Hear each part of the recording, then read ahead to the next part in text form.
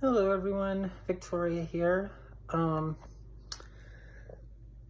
Today I'm going to talk to you a little bit about Deuteronomy 22:5. The question in the title, does Deuteronomy 22:5 actually condemn trans people? Does it actually say that being trans is a sin and stuff like that? The answer is no, and that's the video. I'm playing. I'm going to break it down, but the answer is no. Deuteronomy 22:5 is a verse that has been thrown at trans people like me for basically my whole life. And it's very easy to remember. A man shall not put on that which pertaineth to a woman, nor shall a woman put on the man's garment, for whoever does this is detestable to the Lord thy God. Some translations use the conservatives' favorite word, abomination. But if you're going to go that route, the Hebrew word for abomination is toeva. And that word that is used to describe, for example, homosexuality in Leviticus and in some translations of Deuteronomy in 22:5, that same word is also used to describe wearing clothes of mixed fabrics and eating certain types of food, eating shellfish, stuff like that. So if you're going to hang your hat on that and say, well, this one's worse than the others because God said it was an abomination. They translated it different at different sections. I don't know why they translated different, but it's actually the same word pertaining to a lot of different things. So the second thing that you have to know is the Hebrews had three words, really. Some argue that they had more, but they had three really mainstream words that were kind of used all the time to basically to mean men. And that would be Adam, Ish, and Gever. Adam and Ish were the two more common ones. Those are the ones that would be used to, like transphobes would say today, like, you're a man, you're a male, no matter how you dress, no matter how effeminate you are, God made you a man. That would be most likely one of those two words in Hebrew. They did not use either one of those two words in 22:5. They actually used Gever. Gever is really more, it specifically means a very masculine man, or like a soldier or a warrior, somebody who would put on armor and carry a sword, and things like that. And I've actually had people ask me, people in my family, like, oh, well, why do you feel like you have to do that? Like, the plain English is there on the page, and you're trying to, like, go back into the Hebrew and everything to, like, justify your lifestyle. It's like, yeah, you claim to be a Christian. You claim to be following God. You claim to love Jesus. Shouldn't you care what the actual truth is and, like, what this verse is actually saying, since you say you want to follow it? But it's not about that. It's just about convenience. So this is actually the only time in all of Deuteronomy that Gever is used in this fashion. You can read all through Deuteronomy, and you will not find another time where the word Gever, that every single other time is translated as soldier, protector, warrior, fighter, stuff like that, that it is simply translated to man. This is the only place in the entire book of Deuteronomy that Gever is used in that fashion. So that's number one. Number two, we need to look at the article pertaineth to. A man shall not wear that which pertaineth to a woman. So the Hebrew word there that is used for pertaineth is translated from the Hebrew word kaleh. And kaleh, much like Gever, is translated in the way that it is only in this verse and nowhere else in Deuteronomy. You see the same thing there with kaleh. So kaleh, every other time was not used to mean clothes. It was used to mean utensil, or an article, or an item that like pertains to someone or belongs to someone, or like armor or weapons would pertain to a warrior, for example. So you can kind of see the verse starting to come together here in the actual Hebrew. And so we've dealt with the translations. So now we can go into kind of where is this at, right? Because it doesn't seem to fit with kind of the substance of the surrounding text of where it is located in Deuteronomy chapter 25. So Deuteronomy chapter 25 basically is split into two sections. So there are ritualistic laws and ceremonial laws, and then there are morality laws, or what some people call the good neighbor laws.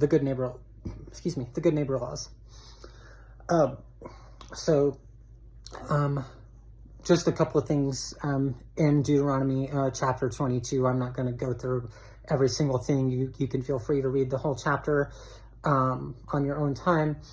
But one of the examples in Deuteronomy is that closer to the beginning of the chapter, it talks about building a, I forgot the actual word for it, but it's like a sort of fence around the roof of your house, because back then people would travel a lot, which people travel a lot now, but they would travel a lot, and they would have, you would have like way too many visitors. You didn't have enough rooms for them. And so like kind of the extra people that weren't able to have rooms, they would sleep on the roof. And so you were supposed to make this sort of fence around the roof of your house, because some people roll around when they sleep, and you don't want your friend to roll off of your roof while he's asleep. If you're doing something and you notice that your neighbor's ox took off running, drop what you're doing and like go help him catch it or find it or rescue it or whatever, is another one. Those are the good neighbor laws. And that section, I'm just going to say that God is not stupid. God knows what he's doing. And sort of all of these, it's structured in a specific way, right? So you would think that all of the verses that kind of are around each other kind of should pertain to each other and have something to do with each other. But when you look at Deuteronomy 22 and how it's actually split between the good neighbor laws at the beginning and then the more ceremonial laws at the end, this 22:5 is smack dab in the middle of the morality laws. And there's nothing else like in that section about like how to dress, how to present yourself, how to carry yourself, anything like that. Everything else around where this verse is about how to be a good neighbor, how to care for each other. What does a man wearing a skirt, for example, have anything to do with how to be a good neighbor? That would fit, something like that would fit much more fittingly, for lack of a better word, in the end of chapter 22, where they start going into, that's where you find the rules about you have to have the tassels on your clothes, and your clothes have to be like of a certain material and all of that. This is a clothing rule, and it would fit in more in the ceremonial rules section of Deuteronomy chapter 22, but for some reason it's located at the beginning of chapter 22, near the beginning anyway, where all of the morality stuff and the good neighbor laws are. So you would think of that, and it just doesn't make a lot of sense to me. What I think this verse is saying, and it's not just my opinion, I have seen scholars, this is not an unpopular consensus among biblical scholars, that the abomination, or what is detestable to God in Deuteronomy chapter 22:5, is not wearing the wrong clothes, so much as when you look at the translations from the original Hebrew words, and you look at what those words actually meant at that time, you don't get a picture of a man cross-dressing and like going into a woman's bathroom trying to like trick women or something like that. More of the picture that you get is a soldier taking off his armor and then picking up that which pertains to a woman or a non-combatant, and basically hiding behind them. In other words, the people that God blessed with strength and fighting ability and all of that, that they are not using that. And they're being cowards, and they're saying, God, you gave me this strength, you gave me this ability to fight, but I'm not going to use it, I'm scared. Now, of the two of those, with everything else that we know about God, which one do you think is more of, if you want to use that word, an abomination to him? Because I know what I think. But let's just say, for example, and I'm almost done, because I was trying to keep it under 10 minutes. So this is kind of the last point. It's a multifaceted, it's a multi-layered thing of why this verse does not mean what it has for so long been purported to mean. So you have the translation issues from the Hebrew words, you have the location with where it specifically is found within Deuteronomy 22. And then the other part is science and God do not have to be enemies, right? So even if you take this verse at face value and you don't care about the translation issues, you don't care about like the location and like physically where it is, and you just read it, and you're one of those that's like, it's right there on the page in plain English, and you just read it exactly as it is. A man shall not wear that which pertains to a woman, nor shall the woman put on the man's garment, for whoever does this is detestable to the Lord thy God. And you just read it like that, and you took that. That has nothing to do with trans people. That's talking about cross-dressers. And cross-dressers are not trans. Trans people have, most trans people have, and I'm one of them that does, very deep-seated, very depressive, very debilitating dysphoria, to where you physically cannot function as like trying to be that other thing, right? And really, in order to even be able to exist as a person or live your life as a person and be like a functioning member of society, you have to transition. And that was my story, and that's so many other people's stories. And then, some people have more dysphoria than others. Some people really don't feel it, but they have a lot of euphoria from the other way, and that's fine. I have really debilitating gender dysphoria that has mostly gone away now since I have transitioned, because transition works. And God loves me anyway. God made me exactly like I am, inside and out. So if we're going to do that, and then you kind of go away from that, and then you look at, like I said, you just take the verse at face value, and you just read it exactly as it's written. Science says that trans women's brains are closer in like functionality, the physical size of certain regions of the brain, the wiring, the brain chemistry, the way that different things light up at certain times is more comparable and more like a cis female brain than a male brain. And vice versa for trans men. A trans man's brain is more comparable and more related to that of a cis man. They've done several studies that have corroborated that. So what science says is that you were born one way anatomically, but your brain is telling you that you are this other thing because it is literally like the brain of the other gender. And then you get into the whole You know, Jesus said, follow the Lord your God with all your heart, all your soul, and all your mind, you know, and love him. And then you get into like the same word in the Greek that means mind, also means soul. And so then you get into the whole, now you're really deep into theology, talking about like, you know, I have a female spirit, you know, and stuff like that, which I do believe.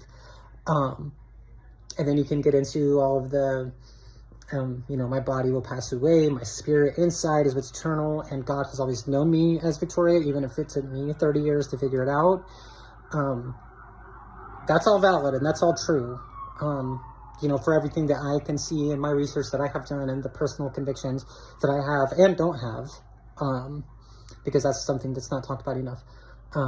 But what science says is that, yes, you were born with certain genitalia, you were born with a certain anatomy of body, but in your brain, you are female, or in your brain, you are male, and that doesn't line up with what's out here. So we can do a gender transition of your body so that the outside lines up with the inside and, you know, doesn't cause you all of that distress. In other words, trans women are women and trans men are men. And this verse does not dispute that.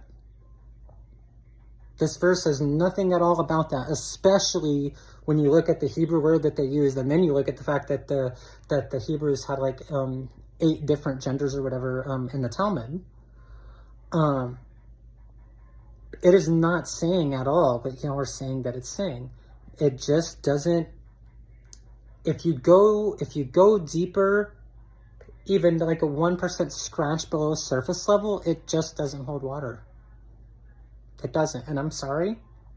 That's going to offend people. People are going to people are going to cling to their, you know, their individual truths or their convictions or whatever, and I'm sure I'm going to get called names.